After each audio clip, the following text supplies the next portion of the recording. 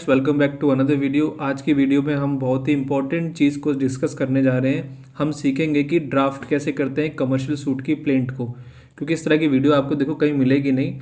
और इस वीडियो के अंदर आप देखेंगे कि मैं आपको पूरी स्क्रिप्ट दिखा देता हूँ किस किस तरीके से। देखिए, हम पूरा सब चीज़ें डिस्कस करने वाले हैं, यहाँ से लेके कि भाई टाइटल कैसे डालते हैं और ड्राफ्ट कैसे करते हैं, सारे जो मेन मेन जो उसके जो बॉडी होती है, स्ट्रक्चर जो पूरा कैसे करते हैं अपने सूट का, इवन प्रेयर क्लोज कैसे रहते हैं, कॉज ऑफ एक्शन क्लोजेस कैसे रहते हैं, वो सबको मैंने प्रैक्टिकली सबको मतलब यहाँ पे बनाया हुआ है। तो आपको पूरा मैं एक एक करके चीज़ों को समझाऊंगा, ताकि आपको जो है अपने केस के अंदर जब ड्राफ्ट करेंगे तो आपको आसानी से समझ में आ जाए। तो देखिए, स्टार्ट करते हैं। जब हम ड्राफ्ट करेंगे देखिए कमर्शियल शूट को, तो एक चीज़ हमें ध्यान रखनी चाहिए कि ये जो नया एक्ट है 2015 का, अब तो 10 साल हो चुके हैं बने हुए, मैं 2025 में ये वीडियो बना रहा हूँ। और बेसिकली क्या है कि ये जो सिर्फ कमर्शियल ट्रांजैक्शन में ही होता है, जहाँ पे आप लोगों के कॉन्ट्रैक्ट्स वगैरह, इंपोर्ट एक्सपोर्ट का होता है, कंस्ट्रक्शंस का होता है, जॉइंट वेंचर्स के होते हैं, इंटेलेक्चुअल प्रॉपर्टीज़ के जो होते हैं, बेसिकली जो लेन देन कमर्शियल पर्पस के लिए चीज़ें होती हैं। आपके ऑर्डिनरी सूट यहाँ नहीं चलते हैं, जैसे कि आपके यार दोस्तों के बीच में कोई प्रॉपर्टी का, मतलब घर में कोई प्रॉपर्टी का डिस्प्यूट है, यार दोस्त से पैसे लेन देन का है, तो वो सब चीज़ें कमर्शियल ट्रांजेक्शन नहीं है। ठीक है, वो आपकी जो है रेगुलर ट्रांजेक्शन है उसका नहीं है। और इसमें जो है पेक्यूनरी जुरिसडिक्शन बड़ी इंपॉर्टेंट रहती है, तो उसको हम जरा समझ लेते हैं। वो कहता है कि स्पेसिफाइड वैल्यू, ठीक है। देखिए, हर स्टेट का अलग अलग रहेगा, तो मैं आपको कोई भी, मैं जैसे अब आज मैं देखिए दिल्ली का थोड़ा सा एग्जांपल दे देता हूँ। दिल्ली का अलग है, आप इससे एक थोड़ा सा एक यहाँ पे मैंने एग्जांपल दिया तो जिससे आप समझ सकते हैं। तो इनिशियली जो है 1 करोड़ की, मान लीजिए कुछ कई जो है अलग अलग स्टेट्स हैं, वहाँ पे जो है 1 करोड़ तक की भी वैल्यू का रखा गया कि भाई वहाँ तक के केसेस जो है सुने जाएंगे कोर्ट के अंदर, या उससे ज़्यादा का है। तो मैं दिल्ली का अगर आपको बताऊं, तो दिल्ली के अंदर क्या है कि कमर्शियल कोर्ट के जो कमर्शियल कोर्ट बने हर डिस्ट्रिक्ट के अंदर हैं, और उनको सिर्फ उनको जो है 3 लाख से ऊपर और 2 करोड़ से तक के जो है सूट सुनने की मतलब अलाउड है। और उससे ऊपर अगर हो जाएगा तो वो हाई कोर्ट में जाएगा। तो अपने अपने स्टेट में देखिए इस चीज़ को आप ज़रूर चेक कर लेना। अब देखिए, केस स्टडी कर लेते हैं इसमें कि हम किस केस को आज हम ड्राफ्ट करने वाले हैं। देखिए, अल्फ़ा सॉफ्टवेयर वर्सेस जीनथ टेक, ये हमारे जो सूट का टाइटल रहने वाला है। अल्फ़ा जो है यहाँ पर पिटिशनर है, प्लेंटिफ है, और जीनथ जो है वो क्या है, डिफेंडेंट है। तो बेसिकली प्लेंटिफ यहाँ पे जो है अल्फ़ा, वो कहाँ पर है, देखिए बेंगलोर की ये क्या है, कंपनी है। और डिफेंडेंट क्या है, बायर है। जीनत टेक रिटेल, वो कहाँ कहाँ की कंपनी है, वो है चेन्नई की कंपनी है। और इनका देखिए कॉन्ट्रैक्ट क्या है, supply of 500 custom ERP software license. तो बेसिकली जो है प्लेंटिफ ने क्या चीज़ें सप्लाई करी हैं, 500 कस्टम ईआरपी सॉफ्टवेयर के लाइसेंस इनको दिए हैं। और वो कितने रुपए के हैं, टोटल वैल्यू है 1 करोड़ 20 लाख रुपए की। ठीक है, तो ये स्पेसिफाइड वैल्यू जो कि हमारी मैच हो रही है कमर्शियल सूट के लिए। और डिस्प्यूट क्या है, अल्फ़ा जो है देखिए प्लेंटिफ कंपनी जो है उसने डिलीवर भी कर दी हैं चीज़ें और इंस्टॉल भी कर दिए हैं सारे सॉफ्टवेयर। और जीनत ने क्या करा है, 20 लाख रुपए पे कर दिए, पर जो है बचा हुआ जो बाकी जो पैसा है 1 करोड़ का, वो नहीं किया है। वो कहते हैं कि जी उसमें कुछ बग्स वगैरह आ रहे हैं, ठीक है, तो क्योंकि सॉफ्टवेयर है, तो वो उनका ये कहना है। तो jurisdiction basis contract sign, initial payment and installation done in Bangalore. तो इसके अंदर जुरिसडिक्शन के लिए हम क्या लेके चलेंगे, कॉन्ट्रैक्ट कहाँ पे साइन हुआ है, वो भी बेंगलोर में हुआ है। और शुरू की जो पेमेंट करी गई है वो भी कहाँ, बेंगलोर में हुई है। और ये जो सॉफ्टवेयर है कहाँ इंस्टॉल हुए हैं, तो बेंगलोर में हुए हैं। तो ये हमारा मोटा मोटा जो है केस स्टडी इस तरीके से रहेगी। तो आपको ये फैक्ट्स याद रखने हैं, ठीक है। एनाटॉमी ऑफ द प्लेंट, तो स्टैंडर्ड सीपीसी देखिए वही रहेगा, हमारा जो ऑर्डर 7 है उसी की सारी चीज़ें रहेंगी, कि जो प्लेंट की जो चीज़ें रहती हैं हमें, अगर आपने सूट कैसे ड्राफ्ट कर, सिविल सूट कैसे ड्राफ्ट करते हैं, वो मैंने इससे पहले वीडियो बनाई था, उसको जरूर देख लेना। ठीक है, तो स्टैंडर्ड वही रहेगा। कोस्ट टाइटल रहेगा, ठीक है, बॉडी फैक्ट्स एंड ग्राउंड्स रहेंगे, जुरिसडिक्शन एंड वैल्यूएशन रहेगी, और प्रेयर रहेगी। तो और लेकिन यहाँ पे इससे पहले एक और चीज़ है, यहाँ पे कमर्शियल सूट के अंदर मैंडेटरी कुछ चीज़ें हैं, प्री इंस्टीट्यूशन मीडिएशन, जो कि सेक्शन 12A है, जिसके अंदर आपको क्या करना होता है, जो भी वहाँ पे आपके डीएलएस से, जैसे दिल्ली के अंदर जो है डीएलएस से हैं, तो डीएलएस से जो उसके अंदर आपको जाके पहले एक मीडिएशन, प्री मीडिएशन को इन स्टार्ट कराना होता है, दूसरी पार्टी को नोटिस भेजना होता है, अपना अपना केस कब बना के उनको देते हैं, और वो फिर दूसरी पार्टी अगर आएगी और सेटलमेंट कर लेती है तो ये यहाँ पे कमर्शियल सूट यहीं ख़त्म हो जाता है, ये कोर्ट के अंदर नहीं जाता। ठीक है, लेकिन अगर वहाँ पे फेल हो जाता है या फिर दूसरी पार्टी नहीं आती, तब आपको कोर्ट में आना होगा। तो सबसे पहले आप अगर सीधा कोर्ट में जाके सिविल सूट नहीं फाइल कर सकते, सबसे पहले आपको सेक्शन 12A का कंप्लाइंस करना ज़रूरी है। उसमें आपको प्री इंस्टीट्यूशन मीडिएशन कराना है। बेसिकली प्री इंस्टीट्यूट है ना, सूट को इंस्टीट्यूट करने से पहले का मीडिएशन है। फिर आपका देखिए लिस्ट ऑफ डॉक्यूमेंट के लिए भी जो है स्ट्रिक्ट कंप्लाइंस है। जो भी आपके पास डॉक्यूमेंट है आपको बताने हैं, और जो आपके पास नहीं है वो भी बताने हैं। ये ऑर्डिनरी सूट नहीं है। उसके अंदर देखिए स्टेटमेंट ऑफ ट्रूथ है, जिसने कि रिप्लेस कर दिया है स्टैंडर्ड एफिडेविट जो रहता है, उसकी जगह क्या है स्टेटमेंट ऑफ ट्रूथ है। लेकिन हम सब चीज़ें समझेंगे, आपको चिंता करने की ज़रूरत नहीं है। सबसे पहला स्टेप है हमारा हेडर एंड टाइटल। ठीक है, सबसे पहला जो हमारा हेडर रहेगा और टाइटल रहेगा, तो ensure the court name reflects the commercial court designation. जब आप नाम लिखते हैं, जैसे लिखते हैं कि सिविल जज, डिस्ट्रिक्ट जज, एडिशनल सेशन जज, ऐसे जो भी लिखते हैं, तो यहाँ पे भी आपको कमर्शियल कोर्ट जरूर लिखना है। तो हम लिखेंगे in the honourable commercial court Bangalore rural district.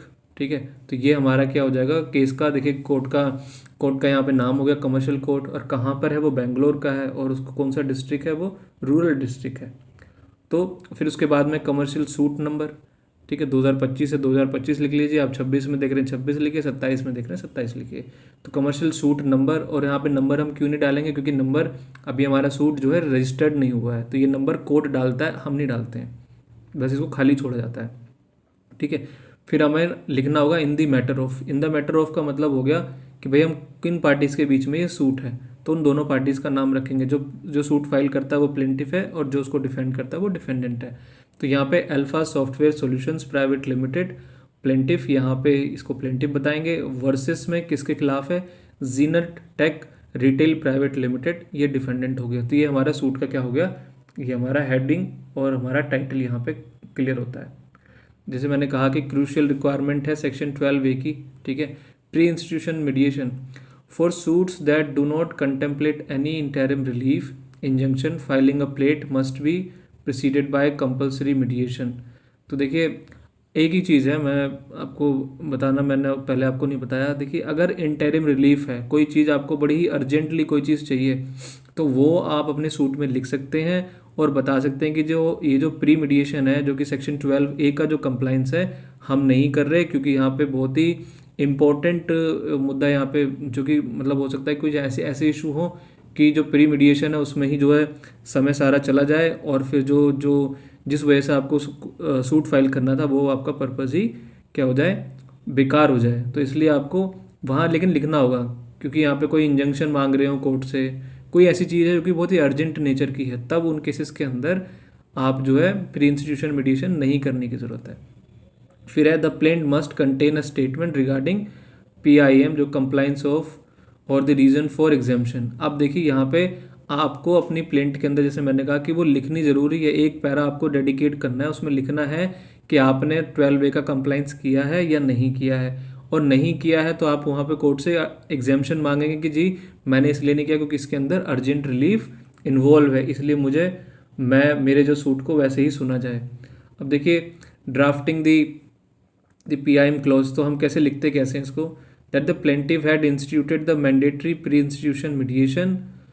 तो इसको PIM का मतलब हो जाएगा प्री इंस्टीट्यूशन मीडिएशन। कभी आपको कन्फ्यूजन हो तो PIM अगर मैं लिखूं तो, पर मैं इसका नाम प्री इंस्टीट्यूशन ही बोलूँगा तो आपको दिक्कत नहीं होगी। ठीक है, तो हम कैसे लिखेंगे, that the plaintiff had initiated the mandatory pre institution mediation proceeding as required under section 12A of the commercial court act. तो लिखेंगे प्लेंटिफ ने, देखिए जो प्री इंस्टीट्यूशन मीडिएशन जो जो मैंडेटरी चीज़ है वो हमने क्या करी है, वो हमने इंस्टीट्यूट करी थी। ठीक है, which concluded as failure non starter. तो यहाँ पे लिखेंगे क्या हुआ उसका, कि वो फेल रही। उसमें फेल का मतलब हुआ कि दोनों के बीच में कोई सहमति बन नहीं पाई, दोनों पार्टीज़ के बीच में वो सेटल हो नहीं पाया मैटर। नॉन स्टार्टर का मतलब है दूसरी पार्टी आई ही नहीं। ठीक है, ऐसा हो सकता है या तो पार्टी आई ना हो या फिर वो फेल हो गया हो। And a failure report dated 15/8/2024 has been issued by the relevant authority which is annexed herewith as document P5। और जब क्योंकि ये फेल हो गया है तो फेलियर रिपोर्ट कौन इशू करेगा, दिल्ली के अंदर DLS से होता है। ठीक है, DLS से जो लीगल सर्विस अथॉरिटी होती है वो इशू करती है, तो उसने सर्टिफिकेट इशू कर दिया है। ठीक है, तो उसको हमने यहाँ पे केस के अंदर एनेक्शर लगा दिया है उसको P5 करके, ठीक है। और अगर देखिए, अगर आपने इंस्टीट्यूट कराया तब तो ठीक है, अगर आपने अर्जेंट रिलीफ मांगेंगे तो उसका पैरा कैसे लिखते हैं वो समझ लीजिए। हम लिखेंगे that the plaintiff seeks urgent interim relief, जो कि है mandatory injunction against the defendant, and thus this suit is being filed without resorting to pre institution mediation under section 12A of the commercial court act 2015। तो आपको लिखना होगा, देखिए plaintiff क्या क्या क्लेम कर रहा है यहाँ पे, अर्जेंट रिलीफ ही मांग रहा है जो कि मैंडेटरी इंजंक्शन है डिफेंडेंट के अगेंस्ट, इसलिए जो है सेक्शन 12A का कंप्लाइंस नहीं किया गया है, ठीक है। तो ये बात आपको यहाँ क्लियर लिखनी होगी, ये चीज़, ठीक है। वो आप कहीं पे भी इस बात को लिख सकते हैं, वैसे तो एंड के पैराज में इसको लिखें, ठीक है। देखिए फैक्ट की नरेशन हमने अपना जो है जो सूट था उसके जो फैक्ट्स थे अभी हमने समझ लिए थे। अगर आपको वापस से नज़र मारनी है तो मैं आपको फिर से एक बार जो है फैक्ट्स को दिखा देता हूँ ताकि आपको अपने फैक्ट्स थोड़े से याद रहें, ठीक है। तो आप एक बार ये फैक्ट्स को दोबारा देख लीजिए।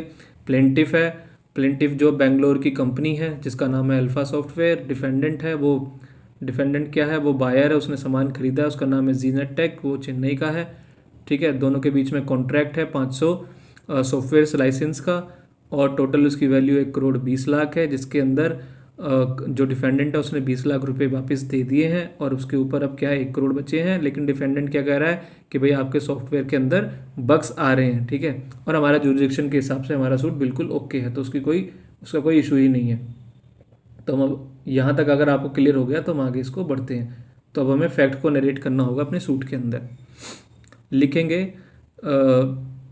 जो कॉन्ट्रैक्ट वाला है उसको लिखेंगे that the plaintiff and the defendant executed a software supply agreement on 1/1/2024 for the supply of 500 ERP license at a total consideration of ₹1,20,00,000। A copy of the agreement is next as document P1।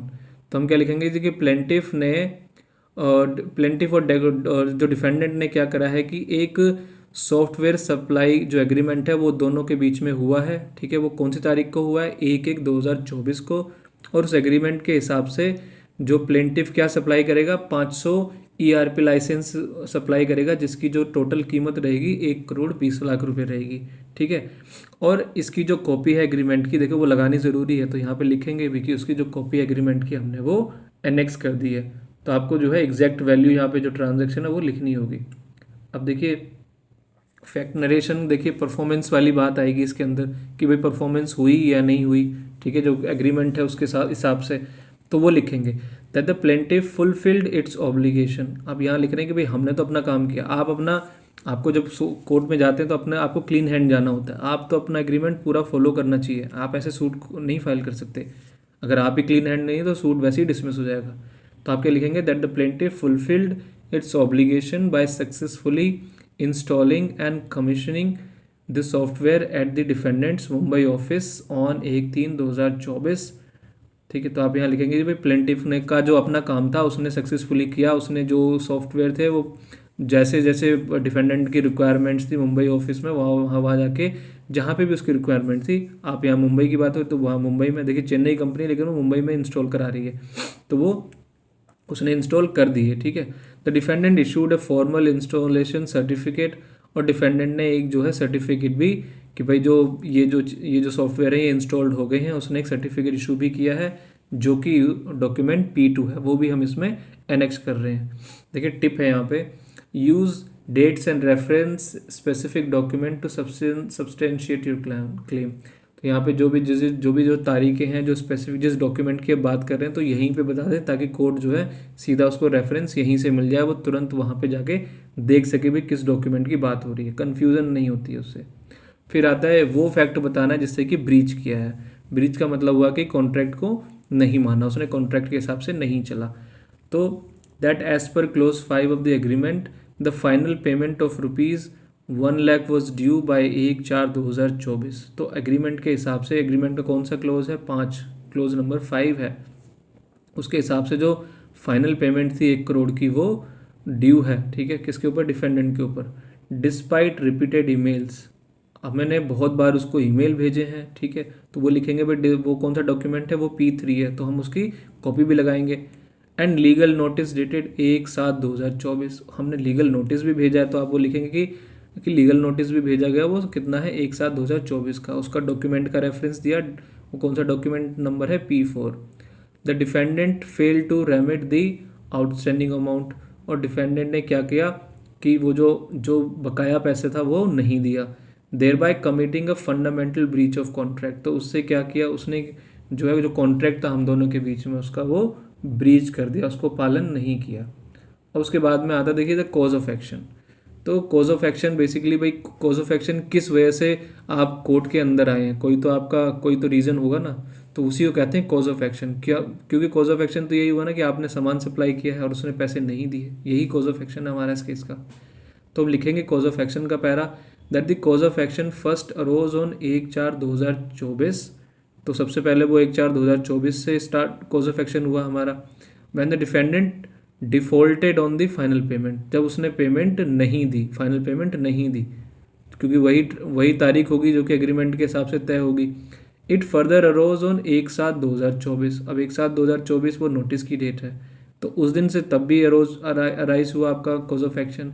When the defendant fail to comply with the legal notice, अब जब legal notice भेजा उसने उसका भी पालन नहीं किया, तो ये भी आपका कॉज ऑफ एक्शन हो गया। And continues to arise till date, continues to arise till date का मतलब हुआ कि ये सब चीज़ें आज भी जो उसने पेमेंट नहीं करी है, तो उसका कॉज ऑफ एक्शन आज भी बरकरार है। ठीक है, तो टिप है इसके अंदर, द CO है कॉज ऑफ एक्शन जो must be tied directly to the date of breach and non compliance. देखिए एक बात जरूर ध्यान रखना, हमें यहाँ पे कॉज ऑफ एक्शन के अंदर डेट्स लिखना ज़रूरी है। अगर आप डेट्स नहीं लिखेंगे तो वो जनरल कॉज ऑफ एक्शन की वजह से आपका जो सूट है वो रिजेक्ट हो जाएगा ऑर्डर 7 के अंदर, रूल 11 के अंदर। तो हमेशा जो है जो ब्रीच हुई है और जो किस डेट की है, तो वो चीज़ें लिखना ज़रूरी है। अगर वो नहीं लिखेंगे तो आपका सूट जो चला जाएगा। फिर आता देखिए जुरिसडिक्शन एंड वैल्यूएशन, तो ये पैरा लिखना होता है कि टेरिटोरियल जुरिसडिक्शन के लिए लिखेंगे कि भाई जिस कोर्ट के पास जा रहे हो उस कोर्ट की जुरिसडिक्शन तो होनी चाहिए ना सूट को सुनने की। सिर्फ वैल्यू से नहीं है कि भाई कितने पर रुपए का उतना नहीं है, आप सीधा आके दिल्ली में सूट नहीं फाइल कर सकते। तो किस वजह से सूट फाइल हुआ है वो आपको लिखना होगा कि इस कोर्ट क्यों सुनना चाहिए। तो वो पैरा कैसे लिखेंगे, टेरिटोरियल जुरिसडिक्शन का, कि कोर्ट का क्षेत्र अधिकार है ये, that this honourable court has territorial jurisdiction as the agreement was signed, the license were activated and the initial payment was received by the plaintiff within the territorial limits of Bangalore।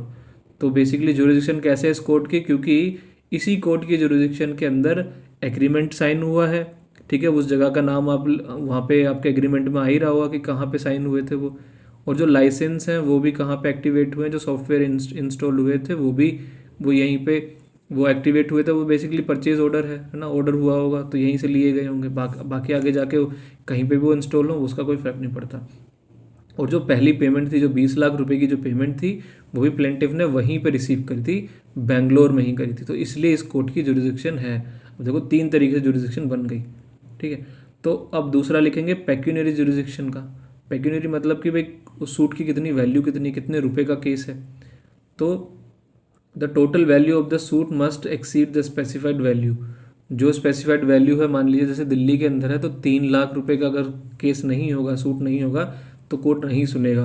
और 2 करोड़ तक का है तो district court सुन लेगा, 3 लाख से 2 करोड़ और उससे ऊपर का होगा तो हाई कोर्ट सुनेगा। फिर है ड्राफ्टिंग दी वैल्यूएशन क्लोज, तो आपको भाई उसको कितनी वैल्यू है सूट की वो आप लिखेंगे। कैसे लिखते हैं, that the suit is valued as under for the purpose of court fee and jurisdiction. तो हम देखिए ये बात लिखते हैं कि भाई किस लिए वैल्यू किया गया सूट को, ताकि जो है कोर्ट फीस जो है चेक की जाए कि भाई कितनी कोर्ट फीस देनी है, और जो कोर्ट की जो है पेक्यूनरी जुरिसडिक्शन बनती है या नहीं बनती है। तो उसमें लिखेंगे देखिए प्रिंसिपल सम ड्यू है कितना, 1 करोड़ रुपए है। ठीक है, इंटरेस्ट है 18% के हिसाब से टिल डेट, वो कितना हो गया 18 लाख रुपए है। और टोटल वैल्यूएशन कितनी हो गई उसकी, 1 करोड़ प्लस 18 लाख दोनों को मिलाएंगे, क्योंकि ये तो हम कोर्ट से क्या मांग रहे हैं, हम टोटल मांग रहे हैं ना, प्रिंसिपल अमाउंट के साथ में इंटरेस्ट मांग रहे हैं, तो टोटल कितना हो गया 1 crore 18 lakh. This amount is above the specified value, क्योंकि जो स्पेसिफाइड वैल्यू अगर दिल्ली की बोलें तो दिल्ली कितनी है 3 लाख है, तो 3 लाख से ऊपर है और 2 करोड़ से ये नीचे है। ठीक है, मुझे बेंगलोर का पता नहीं है, मैं इसलिए दिल्ली का एग्जांपल ले रहा हूँ, तो I am really sorry for that. ठीक है, तो the requisite court fee has been duly paid. अब जितनी भी उस पर कोर्ट फीस आप कैलकुलेट करेंगे तो वो आप कैलकुलेट करके बता देंगे कि भाई इतनी कोर्ट फीस हमने दे दी है। देखिए इसमें इंपॉर्टेंट क्या है, in commercial suit interest must be separately quantified and court fee must be paid on it. तो यहाँ पे एक चीज़ याद रखनी है आपको, जो प्रिंसिपल अमाउंट है उसको आप सेपरेट लिखेंगे, और इंटरेस्ट जितना आपने कैलकुलेट किया है, कहाँ से कहाँ, किस किस किस डेट से आपने कैलकुलेट किया है, वो आप उसको अलग से लिखेंगे और उन दोनों को कंबाइंड करेंगे। बेसिकली क्या है कि आपको उस प्रिंसिपल पे भी कोर्ट फीस देनी है और जो इंटरेस्ट है उस पर भी कोर्ट फीस देनी है। देखिए मैंडेटरी डिस्क्लोजर ऑफ डॉक्यूमेंट्स, आपको मैंने जैसे पहले कहा कि यहाँ डॉक्यूमेंट्स का बताना ज़रूरी है, कौन से आपके पास में है कौन से नहीं है, वो सब चीज़ों का बताना ज़रूरी है। तो CCA mandate strict compliance with order 11 rule 1 of CPC as amended by CCA। देखिए कमर्शियल सूट जो है, कमर्शियल कोर्ट एक्ट जो है, कमर्शियल कोर्ट एक्ट के अंदर जो है ये बात बिल्कुल क्लियरली लिखा है, क्योंकि ये स्ट्रिक्ट कंप्लाइंस है ऑर्डर 11 का, क्योंकि इसमें क्या है अमेंडमेंट भी हुई है। ये जो अगर आप सिविल प्रोसीजर कोड जाएंगे, कोड में देखेंगे क्या बोलते हैं CPC में देखेंगे तो वो चीज़ें अलग है। वहाँ पे CPC वो ऑर्डिनरी सूट्स है, यहाँ पे आपको कमर्शियल कोर्ट एक्ट के हिसाब से चलना पड़ेगा जो कि अमेंडमेंट हुई है। तो ये कहता है कि ऑर्डर 11 कहता है rule 1, every document related to the suit must be filed along with the plaint. तो जो भी डॉक्यूमेंट आप जिस पे रिलाई करते हो वो डॉक्यूमेंट आपको क्या करना है, कोर्ट में प्लेंट के साथ में फाइल करना है। Document must be categorised as, आपको बताना होगा भाई डॉक्यूमेंट, अब वो उसको कैटेगराइज करना है कि वो है किसके पास। तो देखिए डॉक्यूमेंट इन प्लेंटिव पोजेशन, मान लीजिए कोई आपके पास में अगर उसके लीगल नोटिस की कॉपी है तो आप बताएंगे ना लीगल नोटिस आप ही की पोजीशन में है। Document not in plaintiff's position stating where they are, और ये बताना होगा कि भाई वो कोई जो डॉक्यूमेंट आपके पोजीशन में नहीं है, आपके पास नहीं है, तो वो कहाँ पर है वो आपको बताना होगा। No document can be relied upon later if not disclose now, तो बाद में आप कोर्ट के पास नहीं बता सकते कि भाई ये वाला एक डॉक्यूमेंट है, ठीक है, तो जिस पे हम रिलाई करना चाहते हैं। तो अगर आपने पहले नहीं बताया कि किन किन डॉक्यूमेंट पे रिलाई करते हो और वो किस किस के पास है, अगर ये बात नहीं बताई तो आप कोई भी डॉक्यूमेंट पे बाद में उसको केस के अंदर नहीं लेके आ सकते। ये बहुत ही स्ट्रिक्टली कंप्लाइंस है। ड्राफ्टिंग द डॉक्यूमेंट समरी, तो आप कैसे डॉक्यूमेंट की समरी कैसे ड्राफ्ट करते हैं।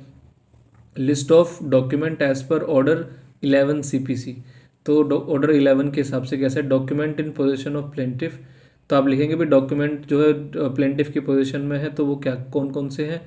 एग्रीमेंट डेटेड 1/1/2024, जो उसको हमने जो एनेक्चर P बनाया है वो ओरिजिनल है तो कॉपी है तो कॉपी लिखना है, ओरिजिनल है तो ओरिजिनल लिखना है। और इंस्टॉलेशन सर्टिफिकेट डेटेड 1/3/2024, वो क्या है एनेक्चर P2 है, वो हमारे पास सर्टिफाइड कॉपी है तो सर्टिफाइड कॉपी लिखेंगे। Email correspondence P3 print out with affidavit under section 65B of evidence act.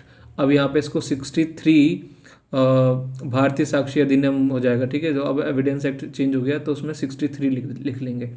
तो ईमेल के प्रिंट आउट है। लीगल नोटिस डेटेड 1/7/2024 है, वो P4 है, उसकी हम कॉपी लगा रहे हैं। और हमारा PIM जो कि हमारा सेक्शन 12A का जो कंप्लाइंस है वो फेलियर रिपोर्ट, उसको हम P5 लगा रहे हैं, वो ओरिजिनल कॉपी लगेगी, ठीक है। अब दूसरी बात है कि document not in position of plaintiff, अब जो डॉक्यूमेंट हमारे पास नहीं है उनकी लिस्ट देनी है। Bank statement of Zeenat tech showing payment of ₹20 lakhs, तो जो जीनत जो है उसकी बैंक स्टेटमेंट लगाई है जिसमें कि दिखा रहा है कि भाई 20 लाख रुपए आए हैं, ठीक है, वो डिफेंडेंट की लोकेशन के हिसाब से है। Tax invoices raised by Zeenat tech, location क्या है डिफेंडेंट के पास है, तो टैक्स इन्वॉइसेस किसने करें, क्योंकि क्या बोलते हैं टैक्स इन्वॉइसेस बेसिकली जो हैं वो किसके पास हैं, ये डिफेंडेंट के पास है, क्योंकि ओरिजिनल उसको इशू करें। वैसे 2-3 कॉपीज़ होती हैं, 3 कॉपीज़ होती हैं, वो प्लेंटिफ के पास में भी अपनी भी एक ट्रांसपोर्टेशन कॉपी रहती है, अपनी जो है एक फ़ोटो कॉपी रहती है, रिसीविंग कॉपी होती है, तो वो सब चीज़ें आपको बतानी है। अब है द इलेक्ट्रॉनिक एविडेंस रूल। अब क्योंकि देखिए इलेक्ट्रॉनिक एविडेंस इसके अंदर बड़ा इंपॉर्टेंट है, If you rely on email, WhatsApp, chat, or other electronic records, a certificate affidavit under Section 65B of Indian Evidence Act 1872 is mandatory. तो अब हम इसको क्या कर लेंगे, BS से कर लेंगे, भारतीय साक्षी अधिनियम 2023। तो अगर आप किसी भी इलेक्ट्रॉनिक डॉक्यूमेंट पे रिलाई करते हैं तो, या मान लीजिए कोई स्क्रीनशॉट्स हैं आपके पास, ईमेल है, ठीक है, कॉल रिकॉर्ड्स हैं, तो जो भी हैं, तो उनके लिए आपको क्या करना होगा, 63 भारतीय साक्षी अधिनियम का आपको सर्टिफिकेट लगाना होगा, जो कि मैंडेटरी है, नहीं तो उसको माना ही नहीं जाएगा। ठीक है। Failing to file this affidavit renders the electronic evidence inadmissible in court. अगर आपने ये एफिडेविट नहीं दिया, ये सर्टिफिकेट नहीं दिया, तो आपका जो भी एविडेंस है इलेक्ट्रॉनिक मोड का, वो क्या हो जाएगा, इनएडमिसिबल हो जाएगा कोर्ट के अंदर। फिर आप लिखते हैं prayer clause, be specific about the relief sought specially interest. तो आपको भाई क्या कोर्ट से मांग रहे हैं वो बिल्कुल बहुत ही क्लियर लिखना होता है। जो जो प्रिंसिपल अमाउंट है वो प्रिंसिपल अमाउंट क्लियर बताइए, और जो इंटरेस्ट है वो इंटरेस्ट क्लियर लिखिए। तो कैसे लिखते हैं, in view of the above it is most respectfully prayed that this honourable court may be pleased to. ठीक है, बड़ा रिस्पेक्टफुली सबमिशंस होने चाहिए हमारे। तो इस तरीके से लिखना है कि क्या हम क्या मांग रहे हैं कोर्ट से, pass a decree for a recovery of ₹1 crore in favour of the plaintiff and against the defendant. भाई 1 करोड़ की आपसे विनती है कि 1 करोड़ की डिक्री मेरे फेवर में कर दीजिए, और किसके खिलाफ करनी है, ये डिफेंडेंट के खिलाफ कर दीजिए। अवॉर्ड जो है pendente lite and future interest at the rate of 18% on the principal sum until realisation. और जो भाई सूट पेंडेंसी का जो जो इंटरेस्ट रेट है और जो फ्यूचर इंटरेस्ट रेट है, जब तक जो है वो पेमेंट नहीं करता है, जब से सूट फाइल किया है और जब से जो है, जब तक वो पेमेंट नहीं कर देता तब तक जो है 18% का हमें interest they they. Award the cost of the present suit in favour of the plaintiff. और जो कॉस्ट बेसिकली क्या है, जो आपने कोर्ट फीस वगैरह पे की है, लिटिगेशन आपके जो एक्सपेंसेस वगैरह हैं, तो आप वो कोर्ट से मांग सकते हैं, वो किसको दे दी जाए, प्लेंटिफ के फेवर में कर दी जाए। और पास सच अदर और further order as deemed fit. और भी कोई ऐसी कोई रिलीफ दे सकता है कोर्ट, तो वो भी हमारे फेवर में दे दें। ठीक है। लेकिन आपको एक और चीज़ मैं बता देता हूँ इसके अंदर, जब आप इंटरेस्ट लिखेंगे ना, जब से आपने देखिए सूट फाइल, जब से जो है आपका अमाउंट ड्यू है, मान लीजिए जिस भी डेट से ड्यू है, उस डेट से लेके जब तक जो है सूट आपने फाइल किया है, तो वो वाली अमाउंट टोटल कितनी इंटरेस्ट की कैलकुलेट हो रही है। जैसे 18 लाख आ रहा था, तो उस यहाँ पे 18 लाख लिखेंगे। एक वाला वो पैरा लिख लेना, उसको भी अलग से लिखो, और उसके बाद में उसको लिखना है भाई वो पेंडेंट है। ठीक है, तो वो क्या है, जो during the pendency of suit वाला इंटरेस्ट है, वो वाली चीज़ हो गई। और जो उससे पहले वाली चीज़ है, मतलब कि सूट फाइल करने का और अब तक का टोटल एक वो बना लें टोटल, कि जब तक आपने सूट फाइल किया है।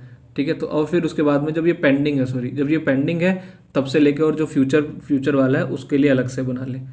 तो ये चीज़ें लिखना ज़रूरी है। इसके अंदर 18 लाख वाला, जो कि जब तक फाइल हुआ तब तक वाला लिखा हुआ नहीं है। अब आता देखिए स्टेटमेंट ऑफ ट्रूथ, जो कि बड़ा इंपॉर्टेंट है। ऑर्डर 6 रूल 15A है, और ऑर्डर 11 रूल 3 है, जिसके अंदर ये स्टेटमेंट ऑफ ट्रूथ की बात है। This replaces the standard affidavit and carries for greater liability for falsehood. तो इसने जो है, जो हम हमेशा प्लेंट और बाकी चीज़ों के साथ में जो एफिडेविट लगाते हैं, उसको हटा के क्या है, ये स्टेटमेंट ऑफ ट्रूथ है। उसमें जो है लाइबिलिटीज़ को और जो झूठ वगैरह बोलने वाली चीज़ें हैं उसको और जो है सख्त किया हुआ है। लेकिन मैंने देखा है हर कोई एफिडेविट लगाता है, उसके बाद में स्टेटमेंट ऑफ ट्रूथ लगाता है, तो दोनों ही चीज़ें लगाते हैं। आप बताना कि आपके स्टेट में कैसे चलता है। तो why the statement of truth, भाई ज़रूरत क्यों है स्टेटमेंट ऑफ ट्रूथ की। देखिए ये क्या करता है, इंक्रीज करता है अकाउंटेबिलिटी, जिम्मेदारी को बढ़ाता है ये। Commercial court act seeks to curb frivolous litigation based on false claims. तो वो कोशिश करता है कि भाई जो झूठे मूठे जो ऊट पटांग चीज़ें हैं, जो केसेस हैं, उनको वो रोक सके। A false statement can lead to prosecution under the Indian Penal Code. अब हम यहाँ पे क्या बोलते हैं, BNS, भारतीय न्याय संहिता के हिसाब को कर ले, उसका वो एक्ट, मतलब उसके हिसाब से करेंगे, क्योंकि IPC नहीं है अब।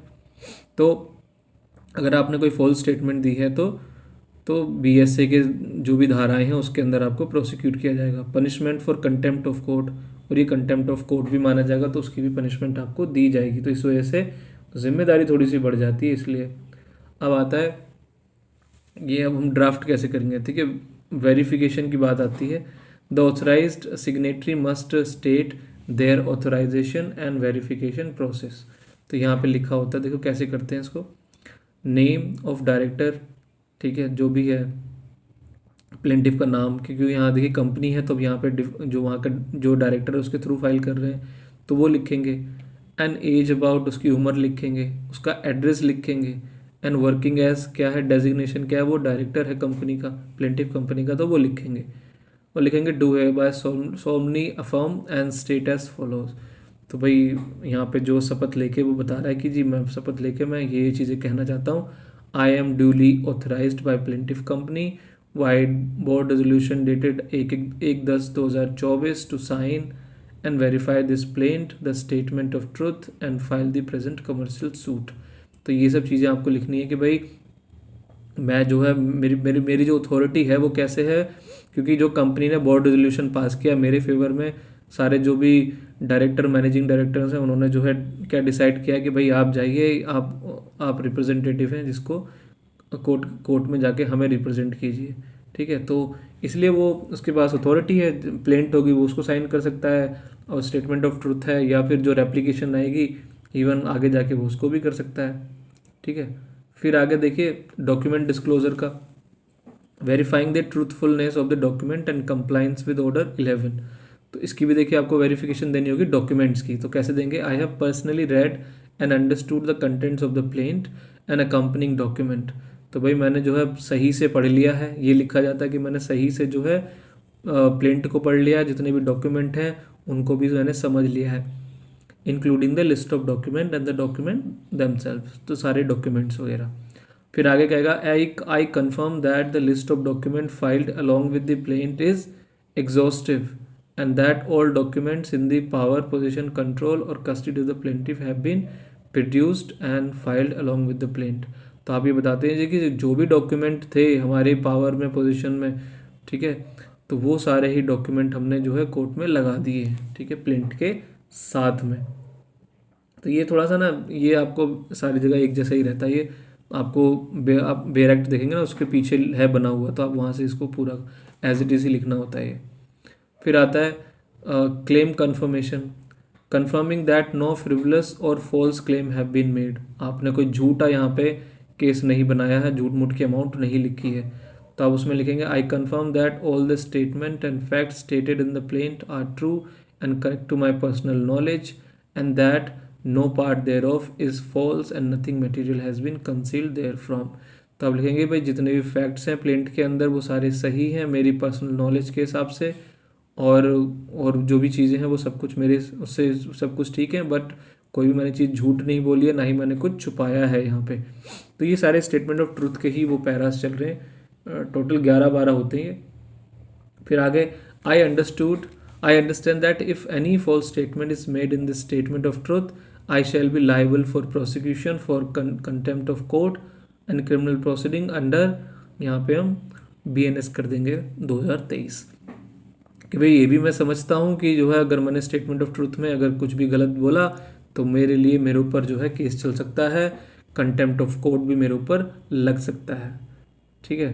तो स्टेटमेंट ऑफ ट्रूथ को आगे देखिए एग्जीक्यूशन की बात है। तो verification, verified at Bangalore on this date यहाँ पे डालेंगे, ऑन दी मान लीजिए 28 दिसंबर 2024 ऐसे लिख सकते हैं। I confirm that the facts content in the statement of truth are true. तो यहाँ पे वही ये वाली बात आएगी। फिर उसके बाद में जो डेपोनेंट है बेसिकली जो व्यक्ति है इसके साइन वगैरह हो जाएंगे, ठीक है, डेपोनेंट हो जाएगा यहाँ पे, और उसका नाम वगैरह डेजिग्नेशन वगैरह और जो कंपनी का नाम है वो, और प्लेस क्या है बेंगलोर। तो ये बेसिकली मोटे मोटे वो रहते हैं। अब देखिए summary commercial court act plaint के एसेंशियल जो हैं उनको ज़रा समझ लेते हैं। देखिए jurisdictional check, pecuniary value must meet the specified value.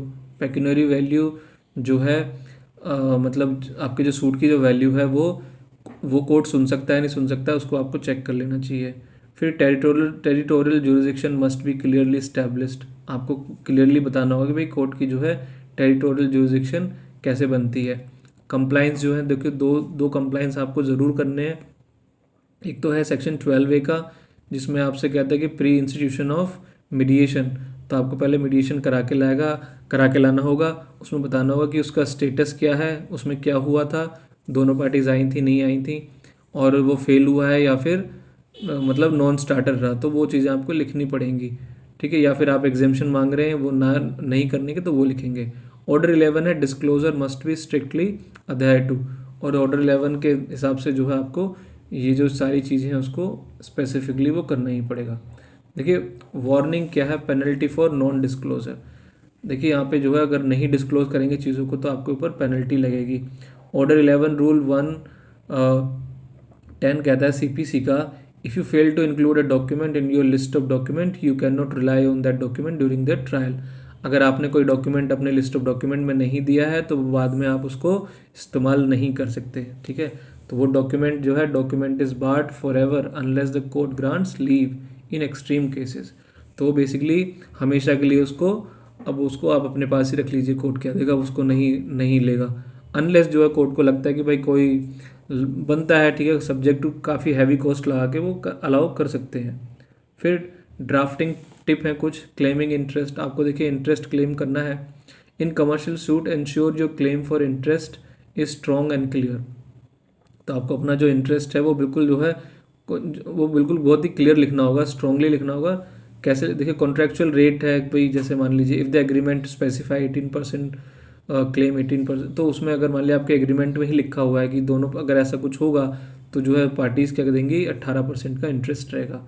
फिर एक होता है स्टेचुटरी रेट होता है, if no rate is specified claim the prevailing commercial rate और as permitted under the interest act 1978। जो कमर्शियल, देखिए बेसिकली बैंक जिस रेट पे जो उधार देती हैं तो वो वाला मेन रहता है। वैसे तो आप वैसे वो हम लिखते नहीं हैं, वो करीब 8-9% जो भी चलता रहता है उसके हिसाब से रहता है, तो मोटा मोटा आप 12% भी लिख सकते हैं। फिर जहाँ आपका रहता है कि पेंडेंट लिट इंटरेस्ट जो है, this interest is from the date of filing the suit until the date of decree. तो जब से सूट फाइल किया तब से और जब तक रियलाइज़ होगा, जब तक वो उसकी पेमेंट नहीं हुई तब तक का। ठीक है, तो ये भी आपको सेपरेट मांगना है। और साथ में जो जब तक फाइल किया है उससे पहले तक का इंटरेस्ट है उसको भी आपको लिखना है। जैसे इस केस के अंदर हमारा 18 लाख का था।